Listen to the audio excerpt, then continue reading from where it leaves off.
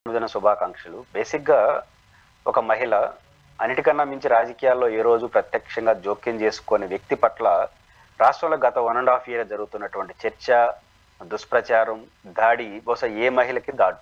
జరుగుండదు. కానీ అలాంటి విధురేతలే ఆమెను స్ట్రాంగ్ లేడీగా నియమించింది, నిర్ణయించింది. ఇప్పుడు జగన్మోహన్ రెడ్డి గారిని డైరెక్ట్‌గా ఎదుర్కోలేక భారతి గారి మీద దాడి చేసే ప్రయత్నం చేస్తున్నారు. ఎంతైనా వారి సతీమణి కదా! హ్మ్. సెంటిమెంట్ ఉంటాయి. కాబట్టి భారతి గారిని టార్గెట్ చేయడం ద్వారా జగన్మోహన్ రెడ్డిని ఇబ్బంది పెట్టొచ్చు.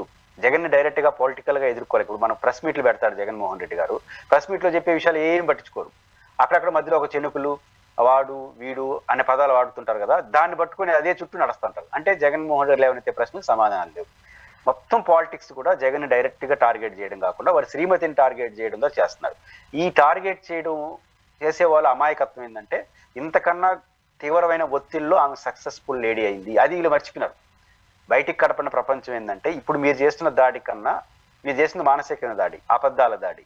కానీ భారతి గారు ఇంతకన్నా గట్టిగా జీవితంలో ఎదిరీది నిలబడిన మహిళ. అది ఎవరికీ తెలీదు. అదేంటంటే జగన్మోహన్ రెడ్డి గారి అరెస్ట్. హ్మ్. జగన్మోహన్ రెడ్డి గారు అరెస్ట్ అయినప్పుడు ఆమె సాధారణమైనటువంటి గృహిణిగా ఉన్న వ్యక్తి, చిన్న చిన్న పాత్ర పోషించిన వ్యక్తి.